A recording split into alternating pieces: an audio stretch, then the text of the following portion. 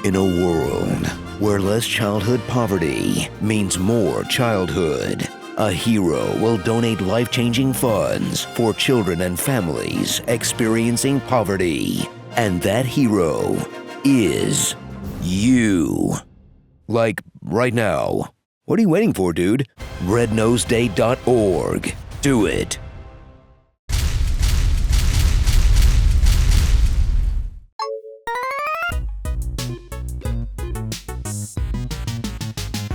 From the company that can't stop making games about gentrification comes the sequel to a cult classic that will give you the most immersive fantasy experience you've ever encountered by letting you get wrecked by more monsters than a Japanese hentai. It's called hentai, and it's art.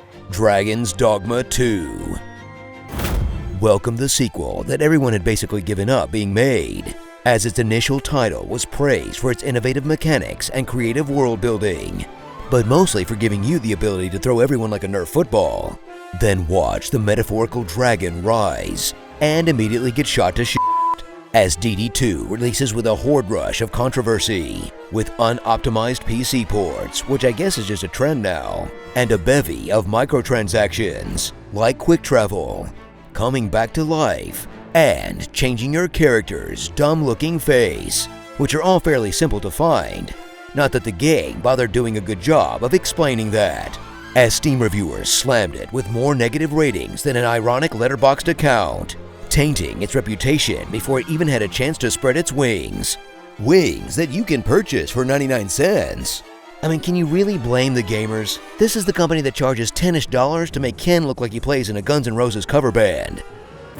Enter ye old Ren Fair that is Dragon's Dogma 2, that takes your favorite fantasy tropes and asks, what if all that was produced by those Wonka Experience guys, where everything looks like an old unwashed jockstrap, and probably smells like it too, and exploring at night means you're getting absolutely gangbanged by monsters. So basically it's Game of Thrones, except all the monsters are giving you piggyback rides. The night is dark and full of terrors. Then dawned the title of the Arisen, an immortal king of prophecy that you became by getting your butt fried to a crisp by a dragon, having that dragon eat your heart in front of you, then watch it fly away as it laughs at you. Okay, I don't know about you, but this feels like the epitome of failing upwards. I'm your king. Well, I didn't vote for you. Then reclaim your rightful throne from a bunch of Shrek villains with your merry bunch of pawns who won't stop nagging you about literally everything.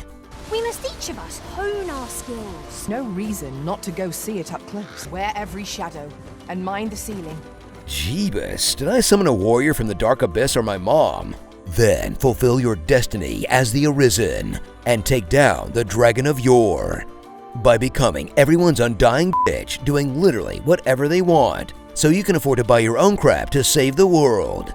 Wow, if I knew I had to do all this to become king, I think I would have preferred it if the dragon just incinerated me.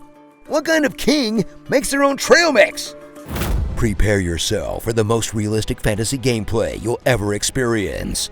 No, not the discovering the wonders of magic part, just the having to walk everywhere part, where most of your open world exploration will have you getting your steps in like you're getting ready for bikini season.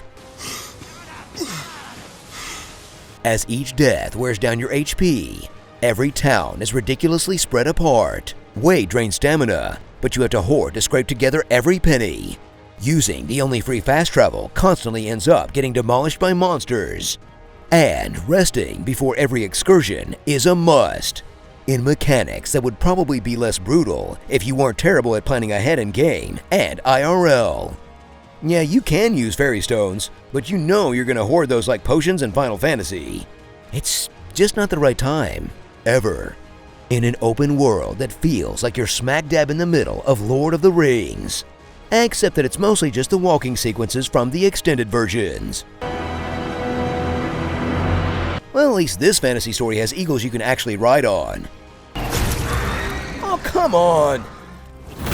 Throw yourself into the combat of Dragon's Dogma 2 that will have you choosing between a selection of classes based on your preferences, or how much of the heavy lifting you want your pawns to do, as you get right into the action, button mashing your powerful skills and magic or just trying to climb your enemies like an alcoholic Spider-Man.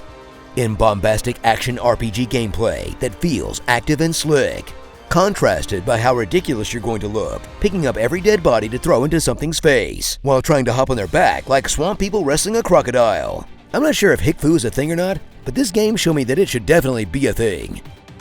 So arise, and get ready to do a lot of cardio in a fantasy experience that mixes Shadow of the Colossus elements with a brutality that's similar to a Soulsborne, but in the way your 2-hour commute to work is.